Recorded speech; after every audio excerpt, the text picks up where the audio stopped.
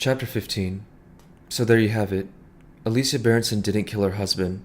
A faceless intruder broke into their home and, in an apparently motiveless act of malice, shot Gabriel dead before vanishing into the night. Alicia was entirely innocent. That's if you believe her explanation. I didn't. Not a word of it. Apart from her obvious inconsistencies and inaccuracies, such as that Gabriel was not shot 6 times, but only 5, one of the bullets being fired at the ceiling, nor was Alicia discovered tied to a chair, but standing in the middle of the room, having slashed her wrists. Alicia made no mention to me of the man's untying her, nor did she explain why she hadn't told the police this version of events from the start. No, I knew she was lying. I was annoyed that she had lied, badly and pointlessly, to my face. For a second, I wondered if she was testing me, seeing whether I accepted the story. If so, I was determined to give nothing away. I sat there in silence. Unusually, Alicia spoke first. "I'm tired. I want to stop." I nodded. I couldn't object. "Let's carry on tomorrow," she said. "Is there more to say?" "Yes. One last thing." "Very well. Tomorrow," I said.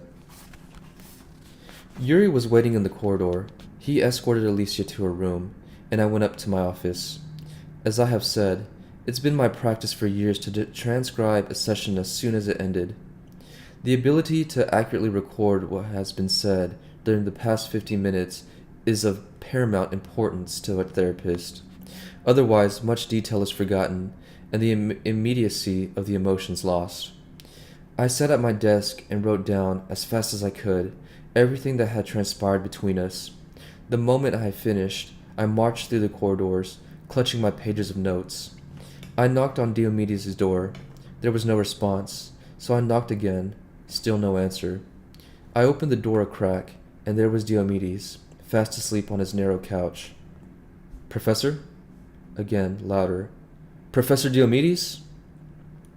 He woke with a start and sat up quickly. He blinked at me. "What is it? What's wrong?" "I need to talk to you. Should I come back later?" Diomedes frowned and shook his head. "I was having a brief siesta. I always do that, after lunch. It helps me get through the afternoon. It becomes a necessity as you get older." He yawned and stood up. "Come in, Theo. Sit down. By the looks of you, it's important." "I think it is, yes." "Alicia?" I nodded. I sat in front of the desk. He sat down behind it. His hair was sticking up to one side, and he still looked half asleep. "Are you sure I shouldn't come back later?" Diomedes shook his head. He poured himself a glass of water from a jug. "I'm awake now. Go on. What is it?" "I've been talking with Alicia. I need some supervision." Diomedes nodded. He was looking more awake by the second and more interested. "Go on." I started reading from my notes. I took him through the entire session. I repeated her words as accurately as I could and relayed the story she told me, how the man who had been spying on her broke into the house, took her prisoner, and shot and killed Gabriel. When I finished, there was a long pause. Diomedes' expression gave little away. He pulled a box of cigars out of his desk drawer. He took out a little silver guillotine. He popped the end of the cigar into it and sliced it off. "Let's start with the countertransference. Tell me about your emotional experience. Start at the beginning. As she was telling you her story, what kind of feelings were coming up?" I thought about it for a moment. "I felt excited, I suppose, and anxious, afraid." "Afraid? Was it your fear or hers?" "Both, I imagine." "And what were you afraid of?" "I'm not sure. Fear of failure, perhaps. I have a lot of writing on this, as you know." Diomedes nodded. "What else?" "Frustration, too. I feel frustrated quite frequently during our sessions." "And angry?" "Yes, I suppose so." "You feel like a frustrated father dealing with a difficult child?"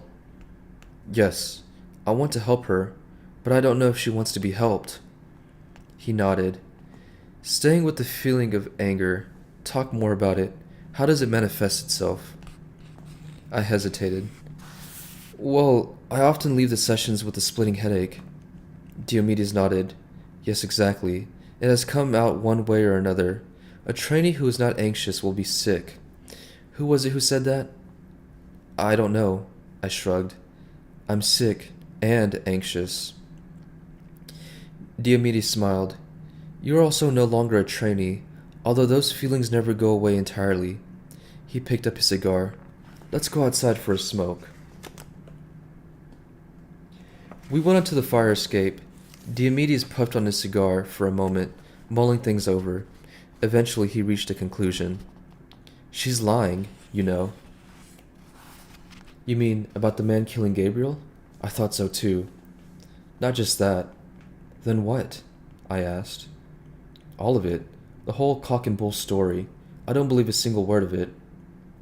I must have looked rather taken aback. I had suspected he disbelieved some elements of Alicia's tale. I hadn't expected him to reject the whole thing. You don't believe in the man? No, I don't. I don't believe he ever existed. It's a fantasy, from start to finish. What makes you so sure? Diomedes gave me a strange smile. Call it my intuition, years of professional experience with fantasists. I tried to interrupt, but he forestalled me with a wave of his hand. Of course, I don't expect you to agree, Theo. You're in deep with Alicia, and your feelings are bound up with hers like a tangled ball of wool.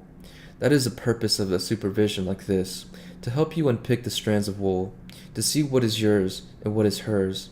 And once you gain some distance and clarity, I suspect you will feel rather differently about your experience with Alicia Berenson. I'm not sure what you mean. Well, to be blunt, I fear she has been performing for you, manipulating you, and it's a performance that I believe has been tailored specifically to appeal to your chivalric and, let's say, romantic instincts. It was obvious to me from the start that you intended to rescue her. I'm quite sure it was obvious to Alicia too, hence her seduction of you.